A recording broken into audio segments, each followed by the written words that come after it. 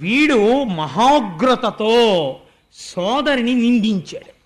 నిందించి అటు వెతికి ఇటు వెతికి ఆ పసిపిల్ల యొక్క రెండు కాళ్ళు పట్టుకుని లాగేశాడు.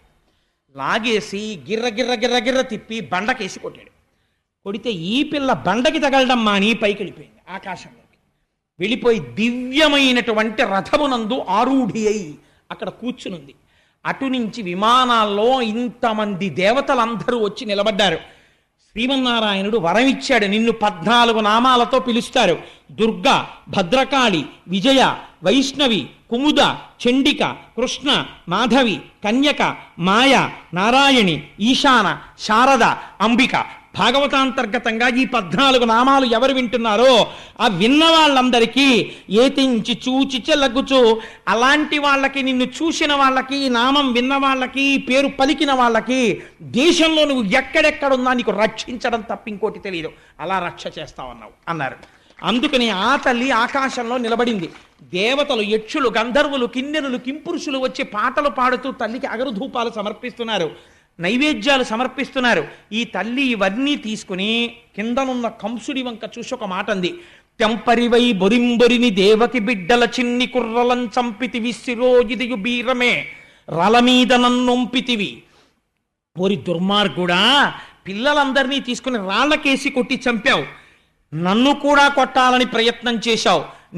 నా సరసంజనించి నిన్ను చంపెడి వీరుడొక్కడు, ప్రవృద్ధిని పొందెడివాడు దుర్మతి.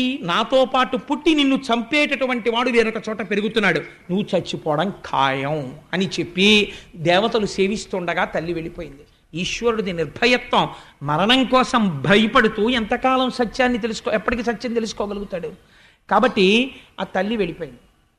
నీరు లేనినాడు లోకం లేదు, ధర్మం కూడా లేదు.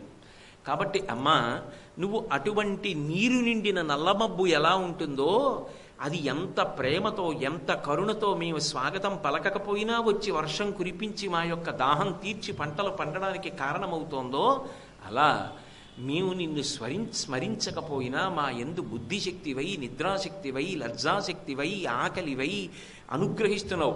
యా దేవీ సర్వభూతేషు క్షుధారూపేణ సంస్థిత, నిద్రారూపేణ సంస్థిత, బుద్ధిరూపేణ సంస్థిత, లజ్జారూపేణ సంస్థిత, నమస్తస్యై నమస్తస్యై నమస్తస్యై నమో నమః. రేపటి నుంచి చండీ హోమంలో ఇవన్నీ వింటారు కదా. కాబట్టి ఆ తల్లి ఇవన్నీ ఇచ్చినప్పుడు నువ్వు నన్ను ఎంత ఆరాధించావని అడిగిస్తోందా? ఇవ్వడం తన ప్రయోజనంగా ఇస్తోంది.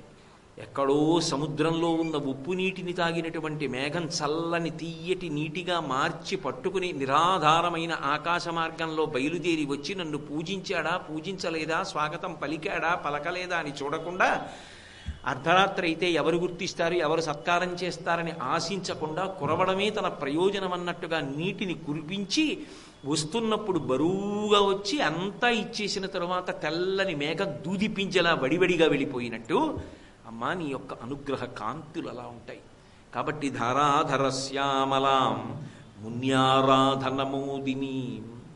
ముని అన్న మాటకు అర్థం ఏమిటంటే ధర్మమును బాగా తెలుసుకున్నవాడు. ధర్మమును తెలుసుకోవాలంటే శాస్త్రాన్ని చదువుకోవాలి. శాసనాత్ శంసనాత్ ఇది శాస్త్ర. శాస్త్రం అంటే వేదం. వేదము ద్వారా ఇది ధర్మము అని బాగా తెలుసుకుని ఎప్పుడూ ఆ ధర్మాచరణమునందే అనురక్తమైన మనసు కలిగిన వాడు ఎవరుంటాడో అటువంటి వాడు ఎంత పూజ చేశాడు అన్నదానితో సంబంధం ఉండదు. వాడు ఒక్క నమస్కారమే చేయనివ్వండి, ఒక్క పువ్వే పాదముల మీద వేయనివ్వండి, ఒక్క ప్రదక్షిణమే చేయనివ్వండి, ఆవిడ పరమ సంతోషాన్ని పొందుతుంది. ధర్మమునందు అనురక్తి లేదు, కానీ తీసుకొచ్చి రొట్టలు ఆవిడ పాదాల మీద వేస్తే అవన్నీ ఆవిడ సృష్టిలోవి, ప్రకృతి ఆవిడేం దానికి ఆనందపడిపోదు. ఉండవలసినది ఏది అంటే ధర్మమునందు అనురక్తి ఉండాలి. ముని అన్న మాటకు అర్థం ధర్మాచరణము కలిగినవాడు, ధర్మము నెరిగినవాడు అని. అటువంటి ధర్మమును ఎరిగినవాడు, ధర్మాచరణమునందు అనురక్తి కలిగినవాడు ఎవరుంటాడో వాడు సత్పురుషుడు. అటువంటి సత్పురుషుడు సకృన్నత్వా నత్వా కథమివ సతాం సన్నిధతే అంటారు. వాడు ఒక్కసారి అమ్మవారి మ్రోలకు వెళ్ళి తల ఉంచి నమస్కారం చేసినా సరే ఆవిడ అనుగ్రహించేస్తుంది. అంతే తప్ప బాహ్యంలో నువ్వెంత పూజ చేసి వచ్చావని ఆవిడ అడగదు. మనసులో ఆ ఆరాటం ఉండాలి. మనసులో అనుబంధం ఉన్నప్పుడు నువ్వు పూజ చేయకుండానూ ఉండలేవు. ఆ ఆరాటం ఉన్నప్పుడు పూజ చేస్తావు. ఆ పూజ చేసేటప్పుడు నువ్వు నిజంగా ఎన్ని ఆభరణాలు తెచ్చావు, ఎంత పదార్థం తెచ్చావు కాదు, చేస్తున్న పూజలో మనసు ఎంత నిలబడింది. అందుకే మూకశంకరులు ఆర్యాశతకం చేస్తూ ఆర్యాశతకంలో ఒక మాట అంటారు, అమ్మా జంతో స్తవపద పూజన సంతోషతరంగితస్య కామాక్షి బంధో యది భవతి పునః సింధో రంభస్సు భ్రమీతి శిలా అన్నారు. ఓ కామాక్షి, నిన్ను సంతోషతరంగితస్య పూజ చేసేటప్పుడు ఒక్కొక్క ఉపచారం చేస్తున్నప్పుడు మనసు సంతోష తరంగములలో ఓలలాడిపోతూ ఆనందం పొందిపోతూ, వాడు అవన్నీ నిజంగా చెయ్యక్కర్లేదు, వాడు మనసులో ఏదో భావన చేస్తూ ఉంటాడు. ఏదో అమ్మవారిని అయ్యవారిని ఇద్దరిని ఉయ్యాల్లో కూర్చోబెట్టానంటాడు. తాను తన భార్య కూర్చుంటాడు.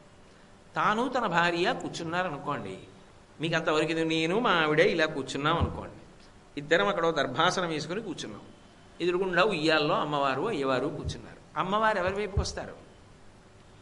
నా వైపు వస్తుంది. ఎందుకు వస్తుందంటే ఆవిడ ఆయనకి ఎడమవైపు ఉంటుంది కాబట్టి ఆయన నాకు అభిముఖంగా కూర్చున్నప్పుడు ఉయ్యాల్లో నాకు ఎడమవైపు ఉంటుంది. ఇప్పుడు మా ఆవిడ అవతల వైపు ఉయ్యాల తోస్తుంటే నేను యువతల వైపు ఉయ్యాల తోస్తున్నాను అనుకోండి, ఆ ఉయ్యాల ఊగి ఇలా నా దగ్గరికి వచ్చింది అనుకోండి, వచ్చినప్పుడు ఆమె యొక్క చీర నిండా సుగంధ ద్రవ్యములు అలంకరింపబడి ఉంటాయి. ఉన్నప్పుడు ఆ సుగంధం వాసన నా నాసాపుటములకు తగులుతూ ఉంటుందా తగలదా? ఉయ్యాల ఊగుతున్నప్పుడు ఆవిడ పాదములు కొద్దిగా ముందుకు వచ్చినప్పుడు ఆ మట్టెలు మంజీరములు అన్నీ నాకు కనపడుతుంటాయా? ఆకు పచ్చటి పట్టు చీర బంగారు బోర్డర్ ఉన్నది కట్టుకుని ఆవిడ దగ్గరికి వచ్చి ఊగి వెడుతోంది అనుకోండి, నాకు ఆవిడ పాదాలు, ఆవిడ చిటికిన వేలు బొట్టన వేళ్ళు, ఆ పాదాలు, ఆమె చీర, మోకాళ్ళు ఇలా ఎత్తేటప్పటికి చిన్న నవ్వు బాలలాగా ఆవిడ సంతోషం కనపడుతుంటే నేను ఇలా రెండు చేతులు వేసి తోస్తుంటే స్వామికి అమ్మకి మధ్యలో ఓ చెయ్యి తగిలినప్పుడు వాళ్ళ చీరలు, ఇటు తగిలినప్పుడు చీర తగులుతూ నేను ఉయ్యాలా ఊపుతూ, నన్ను కట్టుకున్నందుకు అది కూడా చక్కగా ఈ ఉయ్యాల సేవలో పాల్గొంది, స్వామిని ఊపుతున్నామని ఆయన అదే పనిగా ధ్యానంలో కూర్చుని అలా ఊపుతున్నాడు అనుకోండి, అమ్మవారిని ఊయల ఊపుతున్నాడు అనుకోండి, ఆఖరికి ఆ పేరు ఉయ్యాల. ఇప్పుడు ఇద్దరూ నమస్కారం చేయాలి కదా, ఇద్దరికీ నమస్కారం చెయ్యాలి కదా. మరి ఈయన ముందు వంగి అవతల వైపుకి బాగా వీపు చాపి ఆయన పాదాల మీద పడి లేచి అమ్మ పాదాల మీద పడి లేస్తే, భార్య తన తొడమించి సాగి ఈవిడ పాదాల మీద ఆయన పాదాల మీద పడింది అనుకోండి, ఏమండి మిమ్మల్ని కట్టుకున్నందుకు చక్కగా అమ్మవారిని అయ్యవారిని ఎంత బాగా ఊపుకుంటున్నామండి అందనుకోండి. మానసికంగా చేసినప్పుడైనా మరి కట్టుకుని తెల్లవారు లేస్తే వంట చేసి అన్నం పెట్టి తన కోసం కన్నీళ్లు పెట్టుకుని అంత బాధపడి అంత ప్రేమ పంచే ఇల్లాల్ని మానసికంగా ఉయ్యాలా ఊపినప్పుడు పక్కన భావన చెయ్యొద్దండి. దానికి అంత్య ఎక్కడుంది? సంతోషతరంగితస్య కామాక్షి. ఏ ఉపచారం చేస్తున్నా లోపల సంతోష తరంగములను పొందుతూ ఉంటాడు. అలా ఎవడు పూజ చెయ్యగలడో బంధో యది భవతి పునః, వాడు గాని మళ్ళీ పుడితే కామాక్షి సింధోరంభస్సు భ్రమీతి శిలా, సముద్రం మీద బండరాయి తేలినట్టే. సముద్రంలోకి తీసుకెళ్లి బండరాయి పడేస్తే తేలుతుందా? మునిగి తీరుతుంది. నిన్ను అలా సంతోషంగా పూజ చేసిన వాడు ఇక మళ్ళీ పుట్టడం అన్నది సర్వకల్ల పుట్టడం.